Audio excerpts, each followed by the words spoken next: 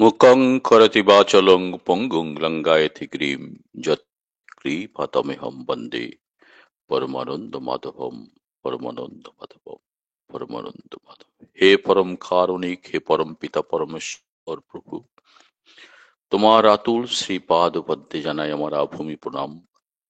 প্রণাম জানাই জগজ্জননী শ্রী শ্রী বড়মার আতুল শ্রীপাদ পদ্মে।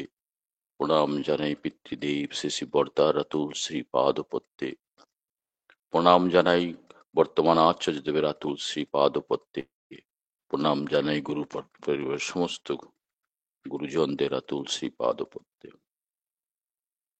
এই নামধান মহাযজ্ঞে উপস্থিত শ্রী শ্রী ঠাকুরের পুত পাঞ্জাধারী কর্মীগণ, যাজক ও দুর্যোধকাতা, ভক্তিমতী মায়েরা, ছোট ছোট ভাইয়েরা, বোনেরা, যে যেখান থেকে উপস্থিত থাকেন, সবাইকে যথাস্থানে আমার শ্রদ্ধা আনন্দিত জয় গুরু জানাই।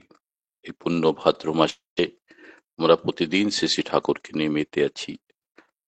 ঠাকুরের গুণগান করি, তার কথা ঘরে ঘরে পৌঁছে দেওয়ার চেষ্টা করি।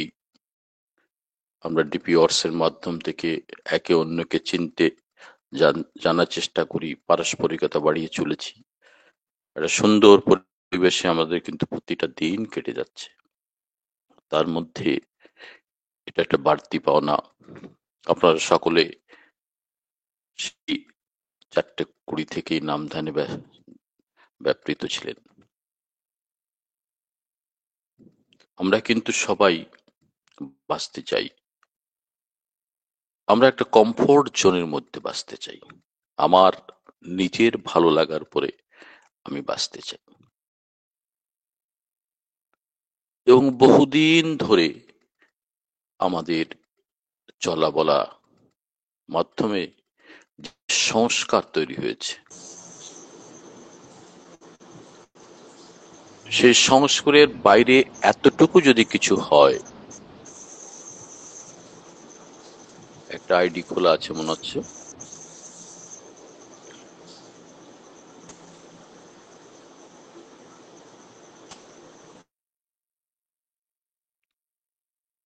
আমরা সবাই বাঁচতে চাই, আমরা আমার নিজের মতো করে বাঁচতে চাই। আর এই বাঁচার মধ্যে, এই চলার মধ্যে বহু যুগ যুগ ধরে আমাদের সংস্কারে গ্রথিত হয়ে আছে বিভিন্ন ধরনের আশঙ্কা এবং পাওয়া না পাওয়া, ভালো লাগার একটা চাওয়া পাওয়ার ব্যাপার। আমরা কিন্তু প্রত্যেকেই না করে পেতে চাই। এমন জানেন, প্রত্যেকটা মানুষ যখনই বিপদে পড়ছে, সে ছুটে যাচ্ছে কার কাছে? ছুটে যাচ্ছে কোনো যিনি জ্যোতিষ, তার কাছে। তার কাছে যে বলছে, দেখুন তো দাদা, দিনগুলো ভীষণ খারাপ যাচ্ছে, মনে হচ্ছে কিছু একটা প্রতিকার করে দেন। আবার এই কিছুদিন আগেই মা মনসার পুজো হলো। গত পরশু আমাদের এখানে ডাক্তার সুবোদ্দার বাড়িতে তিনি মা মনসার পুজো করলেন। বহুদিনের দীক্ষিত। তখন তাকে ছোট একটা ঘটনা আমরা বলেছিলাম। পূজ্যপাদ আচার্যদেব মন্দির সংক্রান্ত ব্যাপার নিয়ে, একটা কমিটির ব্যাপার নিয়ে আমরা গেছিলাম। তিনি কিন্তু এই সম্পর্কে একটা কথা বললেন, সাপকে দুধ খাওয়ানো বা কলা খাওয়ানো। তিনি হেসে হেসে বললেন, যে সাপুড়ে এসেছে দেওঘরে, তাকে বললাম, এই তোমার সাপ দুধ খায়? তখন বলছে, হ্যাঁ খায়। তোমার সাপ কলা খায়? ও সাপুড়ে হাত ঘাড় নেড়ে বলছে, হ্যাঁ গে খায় বাবু। বলে নিয়ে তো ওখান থেকে ওই দোকানে বললেন, সেখান থেকে 1 কাপ দুধ আনতে বললেন, আর একটা কলা আনতে বললেন। তিনি হাসছেন, বলে তুমি দুধ খাওয়াও তোমার সাপকে। ওই সাপটা ধরে ওই কাপের মধ্যে চুমুক দেওয়াতে যাচ্ছে, কিন্তু সাপ মুখটা লাগিয়ে আবার ফিরে নিয়ে নিচ্ছে, মানে ফিরিয়ে নিচ্ছে মুখটাকে।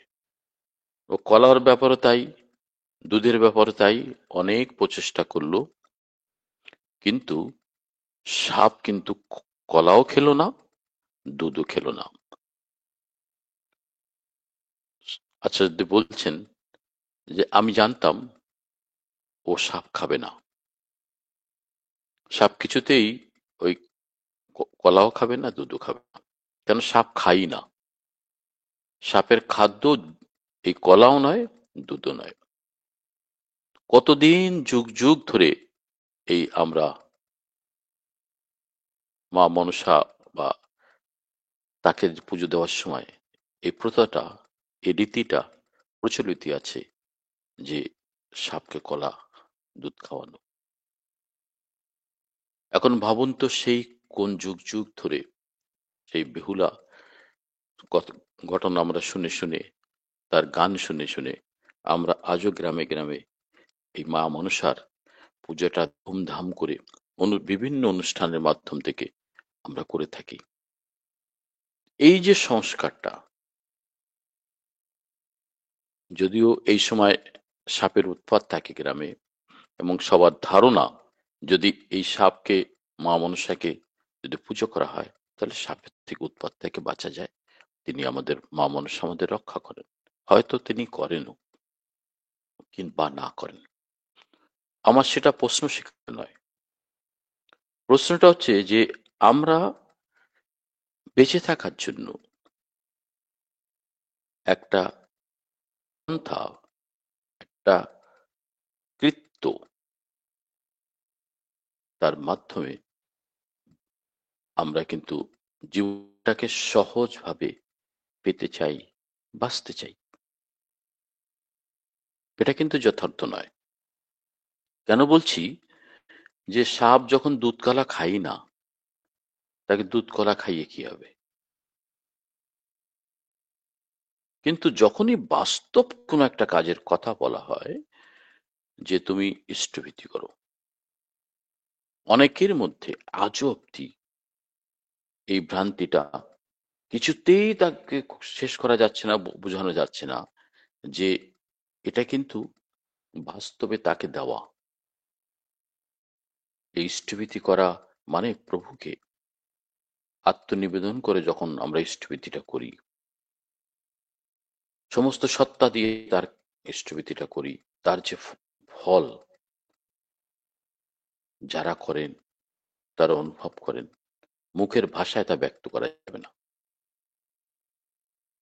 আর যাদের সংস্কারে এটা গেঁথে গেছে, অতি প্রত্যুষে যখন আপনার নাম ধ্যান করলেন, নাম ধ্যান করার পরেই তখন শতনজ্ঞ পাঠ করে যখন তার শ্রী প্রভু শ্রীপাদ পদ্মে এই ভোগ নিবেদন করলেন, ইষ্টভীতি করলেন, তার দিনটাই যেন পাল্টে যায়।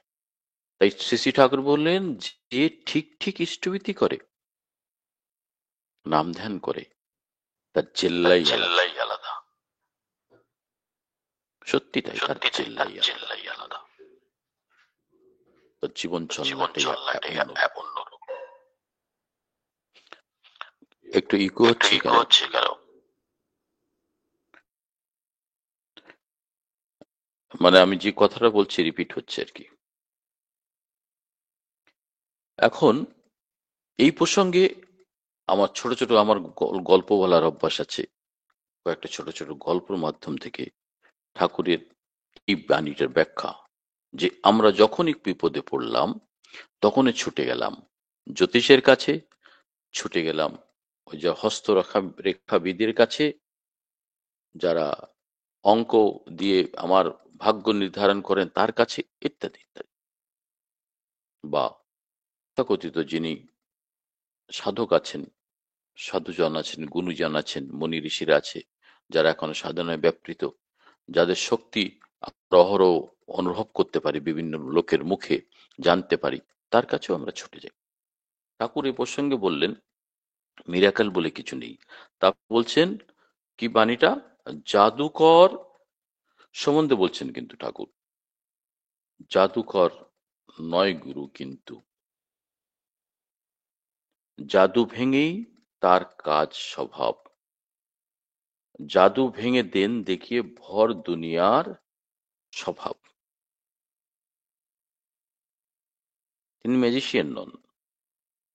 আপনি না করলে কিছু হবে তাতে তিনি বিশ্বাস কোনোদিন করেননি। তাই সবসময় বলতেন, করো, হও, পাও। একটা অমোঘ নীতি, তুমি করো, তুমি নিজে হও, নিজে পাও। কিন্তু যেহেতু একটু আপদ বিপদ বেড়া জলে যখনই আমাকে ধরলো, আমি ছুটে গেলাম অন্যের কাছে। তা শ্রী ঠাকুর বানিয়ে দিলেন, অন্ধ হওয়া দুর্ভাগ্য বটে, যষ্টিচ্যুত হওয়া আরো দুর্ভাগ্য। আমি একটু বিপদ হলেই ঘাবড়ে গেলাম, ছুটে গেলাম জ্যোতিষীর কাছে, ছুটে গেলাম জাদুকরের কাছে, ছুটে গেলাম কোনো সন্ন্যাসী বা তথাকথিত শক্তিধর কোনো মানুষের কাছে। ঠাকুর এটা চাইতেন না। প্রত্যেকটা মানুষ যেন তার শক্তির নিচেই সে আহরণ করতে পারে। এই যে নাম ধ্যানের মাধ্যমে আপনি যে মহাযজ্ঞটা চালাচ্ছেন, এই নাম ধ্যান করার মাধ্যম থেকে আমাদের ধারণ ক্ষমতা বেড়ে যায়, আমার বুঝবার ক্ষমতা বেড়ে যায়, বুঝ বেড়ে যায়।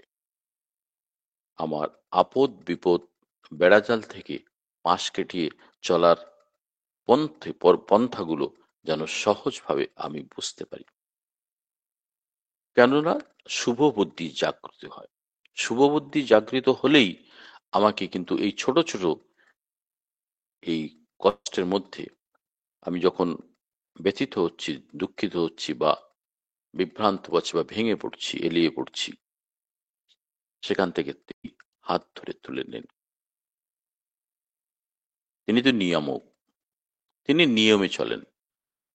পৃথিবীটা কেন, সমস্ত কিছুই কিন্তু নিয়মে চলে। একটা বাধা দ্বারা গণিতের মতো সমস্ত কিছু, যেমন সূর্য পূর্ব দিকে উঠে পশ্চিম দিকে যাচ্ছেন, ইত্যাদি। আপনি যদি সবকিছু যদি এতটুকু যদি বেফাস হয়, এতটুকু যদি এদিক বিদিক হয়, সারা পৃথিবী ভেঙে চুরমার হয়ে যেতে পারে। তাহলে আমাদের কাছে পন্থার কি বাকি রইল? একটাই তো পথ, ওই যে করো, হও, পাও, তার মধ্যে প্রাণপণে প্রকৃত হওয়া। তিনি তো কোনো অশুদ্ধ জিনিস গ্রহণ করতে পারেন না। আচার্যদেব বারবার একটা কথা বলেছেন, আপনি যতটা আপনার মধ্যে ঠাকুরত্ব জেগে উঠেছে, ততটা আপনি ঠাকুর হয়েছেন। এই ঠাকুরত্বই কিন্তু প্রাণপণে প্রকৃত হওয়া। যাই হোক, যে গল্পটা বলতে যে আমি এই কথাটা বলছিলাম, 1986 এর কথা বলছি। আমি হালে অ্যাজ এ পিও হিসাবে, প্রভিশনাল অফিসার হিসাবে চাকরি পেয়েছি একটি ব্যাংক ব্রাঞ্চের। আমি তখন ব্রাঞ্চ হেড। 1986-এ তখন অনেক ব্যাংকের সম্বন্ধে অত অ্যাওয়ারনেস ছিল না। তখন 5 টাকা দিয়ে ব্যাংকের খাতা খোলা যেত। এই সময়ের কথা বলছি। একটা মফস্বল গ্রামও নয়, শহর নয়, এরকম একটি ব্রাঞ্চে আমাকে পোস্টিং দেওয়া হয়েছে। আমাকে চিফ গেস্ট হিসাবে ডাকা হয়েছে। কোথায়? একটা কথা হচ্ছে, কথা মানে হরিকথা, ভাগবত কথা হচ্ছে, সেখানে আমাকে ডাকা হয়েছে। ঠিক ব্যাংকের অপোজিটে একটা মাঠ আছে, সেই মাঠে। যথারীতি আমি সেখানে উপস্থিত হয়েছি। ডায়াসে আমাদের বসতে দেওয়া হয়েছে, আমরা পাশে। আর যে কথা, মানে সে ভাগবত কথা বলছেন বা গাইছেন, ভাগবত গুণকথা, প্রভুর গুণগান গাইছেন, তিনি এসেছেন ইউপি থেকে, উত্তরপ্রদেশ থেকে। সুন্দর সুঠম চেহারা, সুন্দর বড় তিলক টিলক দিয়ে, গলায় সেই নামাবলী ইত্যাদি ইত্যাদি দিয়ে তিনি বিভিন্নভাবে গানের মাধ্যম থেকে, সুরের মাধ্যম থেকে এই ভাগবত কথা করছেন। গ্রামের সমস্ত লোক লোকারণ্য হয়ে বসে আছেন। এই ফাঁকে তিনি একটু চা খাওয়ার জন্য একটু বিরাম নিলেন, আর তিনি এসে আমার কাছে বসলেন। এটা গ্রামের ব্যাপার, মেঠো জায়গায়, ডায়াসের জাস্ট একটু নিচে তিনি আমার পাশে বসে বলছেন, আপনি কি এই ব্যাংকের ম্যানেজার? হ্যাঁ। খুব ভালো, খুব ভালো বলছেন। হিন্দিতে কথাগুলো বলছেন। হঠাৎ তার মাথায় কি হলো, তিনি তার শক্তি প্রদর্শন করবেন বলে পাশে একটা ঝিল বা কাঁকড়, ওই যে ঝিলে মাটি থাকে, কাঁকড় থাকে ছোট ছোট, ওটা বলছে ওইটা তুলুন। আমি কিছু না বলে শিশুর মতো উনি যা নির্দেশ দিচ্ছেন তুললাম। বয়স অনেক কম, হালেই কলেজ থেকে এসছি, শ্রী ঠাকুরের দীক্ষিত, ছোটবেলার থেকেই স্বস্তি নিবত পালন করি। উনি বলছে ওটা খান, কামড়ান।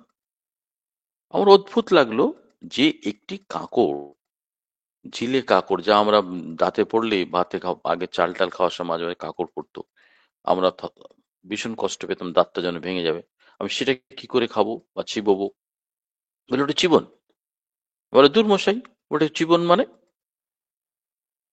ওটা তো নোংরা লাগানো, ও চিবোনো যায় নাকি? বলে নিন না একটু, চিবন না। ওই হাতে ওখানে জল আছে, জলটা নিয়ে নিন। আমি জল নিলাম, নিয়ে মুখে দিয়ে আমি ওটাকে একটু চিবোনোর চেষ্টা করলাম। মুখের মধ্যে দেওয়ার সাথে সাথে ওটা একটা ইলাচি হয়ে গেল। ইলাচি হওয়ার পরে স্বাভাবিকভাবে আমি কিন্তু থমকে দাঁড়ালাম, চমকে গেলাম। ভালো অদ্ভুত জিনিস তো। আমি একটা কাকড় মুখে দিলাম, সেটা মুখে দিয়ে যখনই দাঁত দিয়ে চাবালাম, সাথে সাথে ওটা এলাচি হয়ে গেল। আমি মুখ থেকে বেরে হাতটা দেখি যে সেটা এলাচি হয়ে গেছে। হাতটা ধুয়ে উনি মুস্কারি আস্তে আস্তে হাসছেন, আর মুচকি মুচকি হাসছেন। কিছু বুঝলেন আপনি? এবার আমার ধৈর্যের বাঁধ ভেঙে গেছে। আমি একটু ধমক দিয়ে বললাম, আপনি কি বলতে চাইছেন বলুন তো মশাই? আপনি কি জাদুঘর? বললেন না, আমি জাদুকর নই। দেখলেন তো শক্তি কেমন ভাবে, ওটা পাথরটা এটা একটা ইলাচি হয়ে গেল। তো সত্যি আমি চমকে গেছি যে হঠাৎ কেমন করে একটা ঘটনাটা চমকানোর মতো ব্যাপারই। আমি কিছু না বললাম, দেখুন আপনি তো এই ভাগবত কথা করেন, আপনাদের অনেক শক্তি টক্তি আছে। তো আমাদের দেশে, আমি তখন মধ্যপ্রদেশের, আমাদের দেশে মানে বাংলার কথা বলছি, কলকাতা, অনেক সর্বশ্রেষ্ঠ জাদুকর ছিলেন পিসি সরকার। তিনি এসব করতেন। তো আপনি কি সেরকম কিছু? তো তিনি একটু জবাব নিয়ে দিয়ে একটু গম্ভীর হয়ে গেলেন, বলছেন যে না আমি জাদুকর তো নই। তাহলে আপনি এসব দেখে আমাকে দেখাচ্ছেন কেন? আমি শ্রী শ্রী ঠাকুর অনুকূল চন্দ্রের দীক্ষিত।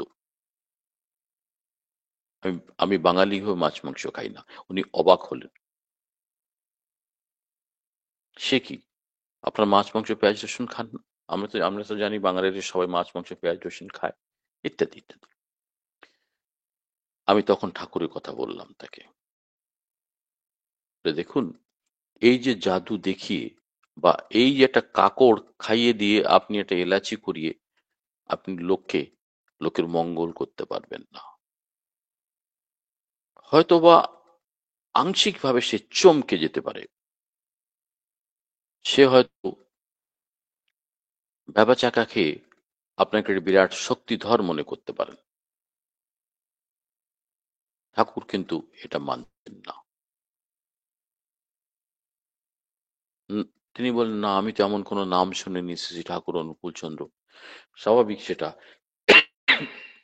তখন ওদিকে ঠাকুরের প্রচার প্রসার ইউপিতে এখন যতটা আছে তখন ছিল না। তারা নামই চিনতে পারল না। এই প্রসঙ্গে তখন আমি বিভিন্ন ঠাকুরের বিভিন্ন কথা তাকে যাচন করলাম।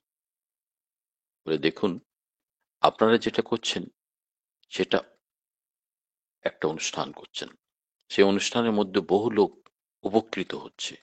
আপনাদের এই জাদু দেখানোর থেকে তারা চমকে যাচ্ছেন, আপনাকে সর্বশ্রেষ্ঠ ভগবান রূপে তাকে পুজো করছেন আপনাকে। কিন্তু শ্রী শ্রী ঠাকুর অনুকূল চন্দ্র কিন্তু সেটা বলেননি। তিনি বলছেন, করো হও পাও। এই যে একটু আগে বললাম, করো নিজে হও নিজে পাও। আমি বললাম, দেখুন, আমি বিরাট শক্তিধর হতে পারি, সাধনা বলে আমি অষ্টসিদ্ধি লাভ করতে পারি, করার পরে তাতে যদি কেউ এসে আমার কাছে কিছু চায়, আমি তাকে বের করে হাতটা ঘুরিয়ে দিয়ে, যেমন জাদু দেখাতেন সেই সাউথের সত্য সাই বাবা, বড় বড় চুল, তার কাছে গেলেই তিনি হাতটা ঘুরিয়ে কখনো বিভূতি, কখনো ফল, কখনো মিষ্টি, ইত্যাদি ইত্যাদি সবাইকে দিতেন। সেখানে বহু নামি দামি লোক, এমনকি আমরা আমি জানি যে সচিন তেন্ডুলকরের মতো এই বিশ্ববিখ্যাত সেই মানে খেলোয়াড়, সেই খিলাড়ি, মানে আমাদের ক্রিকেটার, তিনি পর্যন্ত তার কাছে ধরা দিয়েছিলেন। সেই সত্য সাই বাবার সম্বন্ধে যেটা আমরা জানি, জাদুকর পিসি সরকার তখনও ঠাকুর কাছে আসেননি। তিনি তিনি তার একটা অদ্ভুত ঘটনা, তিনি শুনলেন যে তিনি এই হাত ঘুরিয়ে লোককে ওই দেখান, জাদু দেখান, আর লোকে তার বিভূতি পেয়ে, ফল প্রসাদ পেয়ে তারা আপ্লুত হয়। বহু লোক তার কাছে যায়, তার শিষ্যত্ব বরণ করে, তার কাছে যে দীক্ষা নেয়, ইত্যাদি ইত্যাদি। তো তিনি হঠাৎ করে বললেন, একটা চিঠি দিলেন। এই প্রসঙ্গটা একটা ইয়েতেই পড়া, উম, একটা ইয়ে ছিল তখন, লেখ, প্রবন্ধ তার মধ্যে পেয়েছিলাম আমি। উনি একটা চিঠি দিয়েছিলেন সত্য সাই বাবাকে যে আমি আপনার সাথে দেখা করতে চাই, আমি পিসি সরকার জাদুকর। ওনার চিঠির কোনোদিন কোনো জবাব আসেনি। তখন তিনি অন্য নামে একটা চিঠি দিলেন যে আমি আপনার সাথে দেখা করতে চাই। তার জবাব এলো যে আপনি আসুন, দেখা করতে পারেন, অনুমতি আছে। তিনি যথারীতি গেলেন, তার কাছে গেলেন। তিনি বললেন, আমি একান্তে আপনার সাথে কিছু কথা বলতে চাই, শিষ্যদের মধ্যে নয়। তিনি আলাদা একটা রুমে গেলেন, সেখানে বলুন কি বলতে চান। তখন বলছেন পিসি সরকার যে আমি আপনাকে দর্শন প্রণামের জন্য এসেছি, আপনার বহু কথা শুনেছি, আপনার প্রসাদ পেয়ে অনেকে ধন্য হয়েছে, বিভূতি পেয়ে, ফল পেয়ে, মিষ্টি পেয়ে।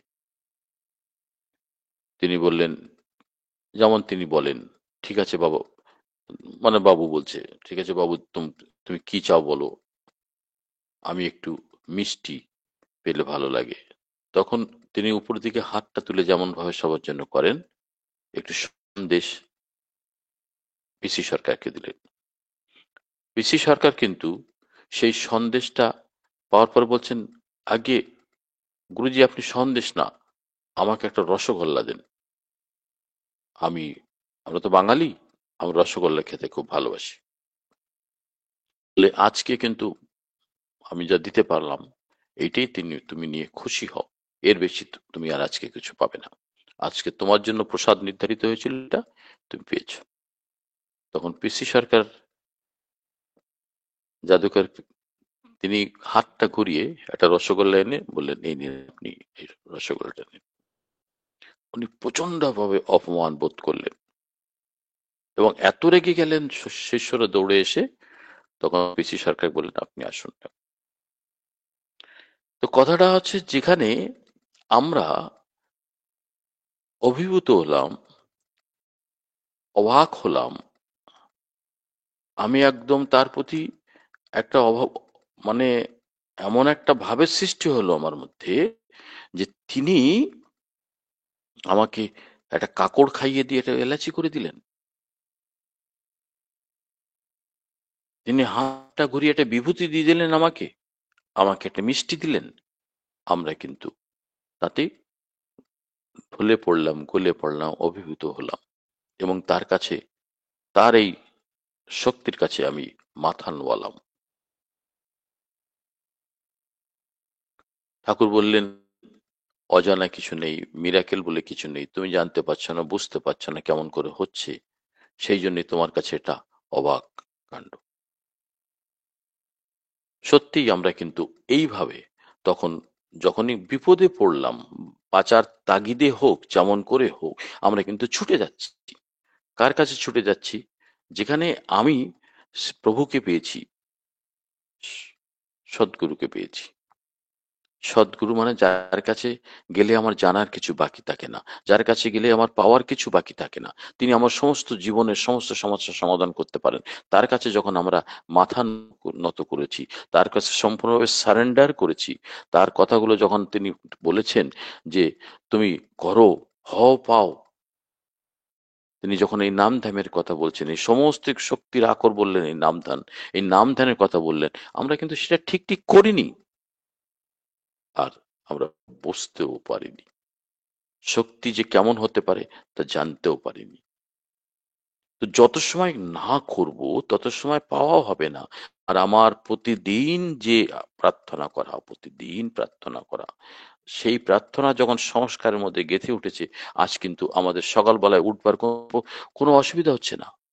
উঠবার জন্য কোনো আলাদা মেকানিজম আমাকে করতে হয়েছে না। আমার ভিতরে যে বায়োলজিক্যাল ক্লক আছে আমাকে উঠিয়ে দিচ্ছে। দাদা আমাকে বললেন, দাদা আমার এখানে আপনাকে ইষ্ট প্রসঙ্গ করতে হবে ভোর 4:30টার সময়। আমার কোনো অসুবিধা হয়নি। আমি স্বাভাবিকভাবে উঠে গেছি, আপনার কাছে সামনে এসে উপস্থিত হয়েছি। আপনাদের বলা হলো নাম ধ্যান করতে, আমরা স্বাভাবিকভাবে করতে পারছেন।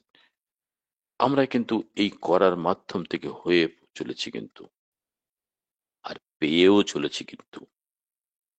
আমরা না করে যদি পেতে চাই, প্রাণপণে যদি প্রকৃত না হতে পারি, তাহলে কিন্তু আমরা কিছুতেই আমার জীবনের যে কমপ্লিট ট্রান্সফরমেশন তা কিন্তু আসবে না। আর যখন আসবে না, তো যখন আমার সেই বোধের পাল্লাটা ওই বাঁধাধরা একটা সংস্কারের মধ্যে, সেই মনসার পুজোর সময় সেই সাপকে দুধ খাওয়ানোর কথা যে মনে মনে ভাবছি, ওই সাপকে দুধ খাওয়াবো, কলা খাওয়াবো, যে সাপ কোনোদিন দুধ কলা খায় না, তাকে জোর করে আমরা সেই এই যে আচরণটা করে চলেছি, বহুদিন ধরে এইভাবে যে পুজোগুলো করে চলেছি, সেগুলো কিন্তু একটা সংস্কারের মধ্যে গ্রথিত হয়ে আছে। তার বাইরে যেতে গেলে কিন্তু আমার অসুবিধা হচ্ছে, আমার ভালো লাগছে না, আমার সাথে সংঘাত হচ্ছে শ্রী ঠাকুরের বাণীগুলোকে। তিনি বললেন প্রাণপণে প্রকৃত হওয়া, করো, হও, পাও, এই নীতিতে আমরা যে তোমার জাদুকরের জাদুতে অভিভূত হয়ে না পড়ি, আমরা কিন্তু যখন সহজভাবে তাকে নিয়ে চলবো, তার নির্দেশগুলো যখন কঠিনভাবে পরিপালন করব, শক্তি তো আসবেই। আমার জীবনে সহজভাবে থাকার জ্ঞান বুদ্ধি জেগে উঠবে। আমরা তখন ভালো থাকবো, সুখে থাকবো, সবাইকে নিয়ে থাকবো। আপনারা সবাই ভালো থাকবেন, সুখে থাকবেন। আপনাদের সবাকার ইষ্টচ্ছল জীবনের কামনা করি। আপনারা আমার হয়ে প্রভুকে একটু প্রার্থনা করবেন, যেন আমিও তার শ্রীচরণে সদা দাস হয়ে তার সেবা করতে পারি, আর তার যথাসময় তার নির্দেশটা যে আজকের দিনে সেই ডিপিওর্স সেটা যথাসময় করতে পারি। সবার মঙ্গল কামনা করি। দাদা জয় জয়গুরু। গুরু দাদা। জয়গুরু দাদা, আমার একটা প্রশ্ন ছিল। হ্যাঁ বলুন। আপনার গল্পটা দিন বললেন ওইটার ওই মানে পরে আপনি ওই সাধুর কাছে কি মানে কি করলেন, সাধুর যে হ্যাঁ জাদুকর উনি, হ্যাঁ হ্যাঁ বলছি, ওই উনি বললেন, ওই হিন্দিতে বললেন, বেটা ऐसा होता है, आप भी करिएगा तो आपको भी मिलेगा। তো আমি আর কথা বাড়ালাম না। আমি তাকে আরো কয়েকটা প্রশ্ন করেছিলাম, আপনি ইয়ে জানেন, সমাধি কিছু জানেন, সমাধিটা কি? তিনি জানি বলে অনেক গোলমাল উত্তর দিলেন। মানে তার কনসেপ্টটা ক্লিয়ার ছিল না সমাধিটা কি। আমি শ্রী ঠাকুর ভাব সমাধির গল্পও তাকে বলেছিলাম, যে তিনি এইরকম ভাবে তার এইভাবে জিনিসটা হতো, সমাধি হতো। আপনি সমাধি সম্বন্ধে কিছু জানেন? তিনি কিন্তু ঠিক করে ব্যাখ্যা করতে পারেননি। তো যাই হোক, তিনি কিন্তু এই যে লোকেরই কল্যাণ করছেন, কেন বহু যুগ যুগ ধরে প্রভুর কথা, নারায়ণের কথা, ভাগবত কথা আমরা শুনে আসছি। সেগুলো শুনে আজও শুনি আমরা। আজও গ্রাম গায়ে কিন্তু যখনই দেখবেন নাম সংকীর্তন হয়, সেখানে অষ্টপ্রহর নাম নাম ধ্যান হয়। সেই হরে কৃষ্ণ হরে কৃষ্ণ কৃষ্ণ কৃষ্ণ হরে রাম, এই যে নাম, নামের এক প্রহর, দু প্রহর, তিন প্রহর, 2 দিন 3 দিন করে 24 ঘন্টা 48 ঘন্টা ধরে নাম ধ্যান আজও গ্রামে হয়, আমরাও কিন্তু শুনি। খুব ভালোও লাগে আমাদের। তো এই ভাগবত কথা শুনে বহু লোক এর উপকৃত হন। আমি তাকে টিচ করলাম না, ভালো মন্দটা বোঝানোর চেষ্টা করলাম না, শুধু ওনাকে বোঝার চেষ্টা করলাম যে তিনি কিন্তু তার যে শক্তি যতটা আছে তিনি সবাইকে বুঝিয়ে দেওয়ার চেষ্টা করেছেন, কিন্তু তিনি সর্বস্ব নয়, সর্বজ্ঞ নয় তিনি। আর ঠাকুরের কাছে আমরা কিন্তু এই সমস্ত কিছু সমাধানগুলো পেলাম। তাই আমাদের আর অন্ধ হয়ে যষ্টিচ্যুত হওয়ার কোনো কারণ নেই। তারকে ধরে নিয়ে চললেই আমরা ভালো থাকবো, সুখে থাকবো। আমি জানি না আপনি কি বুঝতে চেয়েছিলেন। আমি এইটুকু বুঝলাম যে উনি জাদুকর তো নন, তবে তিনি কিছু একটা শক্তি অর্জন করেছেন, সেটা তিনি আমাকে সামনে তুলে ধরলেন। আর তাতে আমি অবসেসড হয়ে বা অভিভূত হওয়ার আমার মতো আমার কোনো আবেগ ছিল না। কারণ আমি ঠাকুর এই বাণীটা পড়েছিলাম, জাদুকর নয় গুরু, কিন্তু জাদু ভেঙেই দেখানো তার কাজ।